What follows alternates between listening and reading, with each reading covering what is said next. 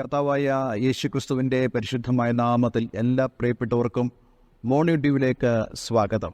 കഴിഞ്ഞ ദിവസങ്ങളിൽ വിശ്വാസത്തിൻ്റെ വിവിധ തലങ്ങളെക്കുറിച്ച് നമുക്ക് ചിന്തിപ്പാൻ ദൈവം ഇടയാക്കി തീർത്തു. ഇന്നും എബ്രായ ലേഖനം 11 ആസ്പദമാക്കിയുള്ള ദൈവവചന ചിന്തയിലേക്കാണ് കടക്കുന്നത്. അതിനെ നമുക്ക് എബ്രായ ലേഖനം 11 അധ്യായം അതിൻ്റെ 11-12 വാക്യങ്ങൾ വായിക്കാം.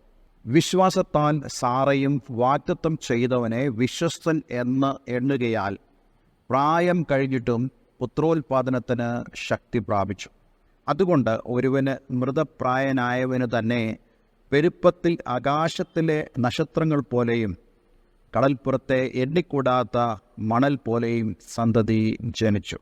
ഈ ഭാഗത്ത് നമുക്ക് കാണുവാൻ കഴിയുന്നത് ഏതാണ്ട് 100 വയസ്സ് പ്രായമായുള്ള അബ്രഹാമും 90 വയസ്സിലേക്ക് എത്തി നിൽക്കുന്നതായ വൃദ്ധയായ സാറയെയും കുറിച്ചാണ്. ഈ ദമ്പതികൾക്ക് മക്കളില്ലായിരുന്നു. എന്നാൽ അവർ ദൈവത്തെ വിശ്വസ്തമായി സേവിച്ചു വരുന്നതായ ഒരു കുടുംബമായിരുന്നു. ഇത് മാത്രമല്ല, ആ കുടുംബത്തിലെ വേദന വർദ്ധിക്കുമാറ് സാറ മച്ചിയായിരുന്നു എന്ന് നമുക്ക് വായിക്കാൻ കഴിയുന്നുണ്ട്. അതുകൊണ്ട് തന്നെ ഒരു സന്തതി ഉണ്ടാകുമെന്നുള്ള യാതൊരു പ്രതീക്ഷയും അബ്രഹാമിനും അതേപോലെ തന്നെ സാറയ്ക്കുമെന്നായിരുന്നു. അബ്രഹാമിൻ്റെ അവസ്ഥ എന്താണെന്ന് നമുക്കിവിടെ കാണാൻ കഴിയുന്നുണ്ട്. മൃതപ്രായനായവന്, അതായത് ശരീരം ഒരു ചത്തതിനൊത്തവണ്ണം ഉള്ള ഒരവസ്ഥയിലാണ് അബ്രഹാം ആയിരുന്നത്. അതുകൊണ്ട് തന്നെ മക്കളുണ്ടാകുമെന്നുള്ള യാതൊരു പ്രതീക്ഷയും അവർക്കില്ല. പക്ഷേ ഇവരുടെ ഒരു പ്രത്യേകത, അവർ ജീവനുള്ളവനായ ദൈവത്തെ വിശ്വസിക്കുകയും ആശ്രയിക്കുകയും ചെയ്തവരായ കുടുംബമായിരുന്നു.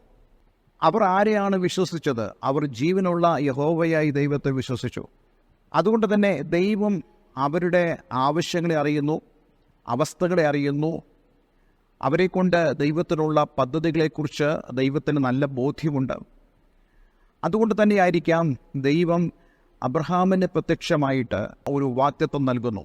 ഉൽപ്പത്തി പുസ്തകം നാം വായിക്കുമ്പോൾ ഒരിക്കൽ അബ്രഹാമും തൻ്റെ കുടുംബവും തൻ്റെ ദാസിദാസന്മാരും ഒരു സ്ഥലത്ത് പാളയമടിച്ചിരിക്കുമ്പോൾ 3 പേര് തങ്ങളുടെ കൂടാരത്തിലേക്ക് വന്നു. അവർ വന്നിട്ട് ഇപ്രകാരം പറഞ്ഞു, അടുത്ത വർഷം ഞങ്ങൾ ഇവിടെ വരുമ്പോൾ നിങ്ങൾ ഒരു കുട്ടിയെ അണച്ചുകൊള്ളും എന്ന് പറഞ്ഞു. അപ്പോൾ ഈ ഒരു വാക്ക് കേട്ടപ്പോൾ എന്താണ് സംഭവിച്ചതെന്ന് നമുക്ക് വിശുദ്ധ ബൈബിളിൽ വായിക്കാൻ കഴിയുന്നുണ്ട്. ഞാൻ ആ വേദഭാഗം ഒന്ന് നിങ്ങളെ വായിച്ച് കേൾപ്പിക്കാൻ ആഗ്രഹിക്കുന്നു. ഉൽപ്പത്തി പുസ്തകം 18:9 മുതൽ. അവർ അവനോട്, അതായത് ഈ കടന്നു വന്നതായ 3 പുരുഷന്മാർ, അവർ ദൈവദൂതന്മാരായിരുന്നു എന്ന് നമുക്ക് കാണാൻ കഴിയുന്നുണ്ട്. അവർ അവനോട്, നിന്റെ ഭാര്യ സാറ എവിടെ എന്ന് ചോദിച്ചതിന്, കുടുംബത്തിൽ ഉണ്ട് എന്ന് അവൻ പറഞ്ഞു. 1 ആണ്ട് കഴിഞ്ഞിട്ട് ഞാൻ നിന്റെ അടുക്കൽ മടങ്ങി വരും, അപ്പോൾ നിന്റെ ഭാര്യ സാറായ്ക്ക് ഒരു മകൻ ഉണ്ടാകും എന്ന് അവൻ പറഞ്ഞു. സാറ കൂടാരവാതിൽക്കൽ അവൻ്റെ പിൻവശത്ത് നിന്ന് കേട്ടുകൊണ്ടിരുന്നു. എന്നാൽ അബ്രാമും സാറയും വയസ്സ് എന്ന് വൃദ്ധരായിരുന്നു. സ്ത്രീകൾക്കുള്ള പതിവ് സാറയ്ക്ക് നിന്നു പോയിരുന്നു. ആകയാൽ സാറ ഉണ്ണുകൊണ്ട് ചിരിച്ചു, വൃദ്ധയായിരിക്കുന്ന എനിക്ക് സുഖഭോഗമുണ്ടാകുമോ? എൻ്റെ ഭർത്താവും വൃദ്ധനായിരിക്കുന്നു എന്ന് പറഞ്ഞു. നോക്കിക്കേ, ഇതൊരു സംശയത്തിൻ്റെ വാക്കാം. ഒരു കാര്യം ഉറപ്പാണ്, അബ്രഹാം വിശ്വസിച്ചു. പക്ഷേ ആരാണോ കുട്ടിയെ കൺസീവ് ചെയ്യേണ്ടത് അവൾക്ക് വിശ്വാസമില്ലായിരുന്നു, അല്ലെങ്കിൽ അവരുടെ വിശ്വാസം പൂർണ്ണമല്ലായിരുന്നു. അതുകൊണ്ടാണ് അവൾ അവിശ്വാസത്താൽ ചിരിച്ചു എന്നുള്ളത് നമുക്ക് ഈ വേദഭാഗത്തിൽ കാണുവാൻ സാധിക്കുന്നത്. പക്ഷേ അബ്രഹാമിൻ്റെ വിശ്വാസം വലുതായിരുന്നു. അബ്രഹാം വിശ്വസിച്ചു, ജീവനുള്ള ദൈവത്തെ വിശ്വസിച്ചു. ദൈവത്തെ വിശ്വസ്തനെന്ന് വിശ്വസിപ്പാൻ തക്കവണ്ണം അബ്രഹാമിനിടയായി തീർന്നു.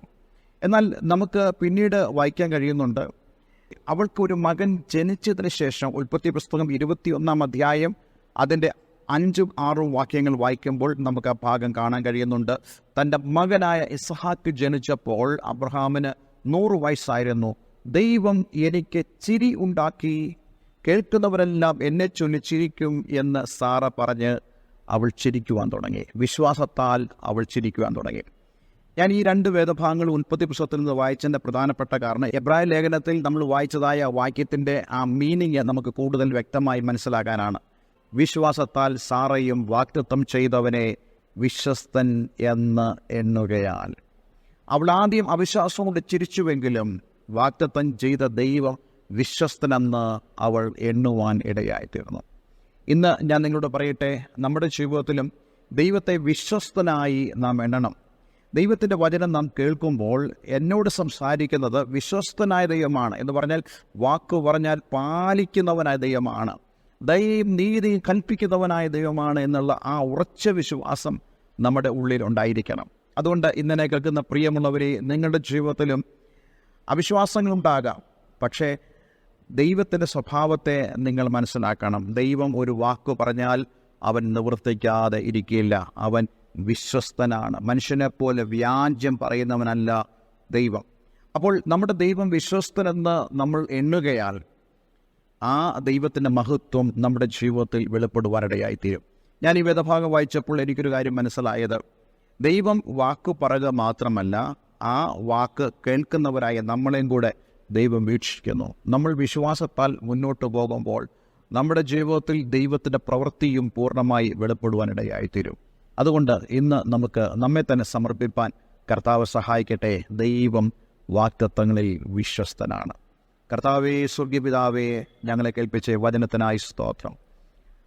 പലപ്പോഴും ഞങ്ങൾ സാറായിയെ പോലാണ്. ഞങ്ങൾ അവിശ്വാസത്താൽ ചിരിക്കാറുണ്ട്.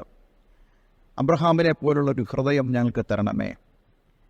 മൃതപ്രായമായ ശരീരമുള്ളവനായിട്ടും ദൈവത്തെ വിശ്വസിക്കുവാൻ കഴിഞ്ഞ അബ്രഹാമിനെ പോലെ ഞങ്ങളുടെ ജീവിതത്തിലെ അവസ്ഥകൾ എന്താണെങ്കിലും ദൈവം വിശ്വസ്തനെന്ന് അറിഞ്ഞ് ജീവിപ്പാൻ ഞങ്ങളെ സഹായിക്കണം. പ്രാർത്ഥന കേട്ടതിനായി നന്ദി. യേശുവിൻ നാമത്തിൽ തന്നെ ആമേൻ, ആമേൻ. ഇന്നത്തെ ശുശ്രൂഷ നിങ്ങളുടെ ജീവിതത്തിൽ അനുഗ്രഹപ്രദമായി തീർന്നു ഞാൻ വിശ്വസിക്കുന്നു. ദയവായി ഈ സ്ക്രീനിൽ കാണുന്ന ഫോൺ നമ്പറിൽ ഞങ്ങളെ കോൺടാക്ട് ചെയ്യുക. ഈ വീഡിയോ മറ്റുള്ളവരിലേക്ക് ഷെയർ ചെയ്യുക. ദൈവം എല്ലാവരെയും അനുഗ്രഹിക്കട്ടെ. Thank you all. Thank you for watching Morning Dew. Kindly tuned up for next day messages.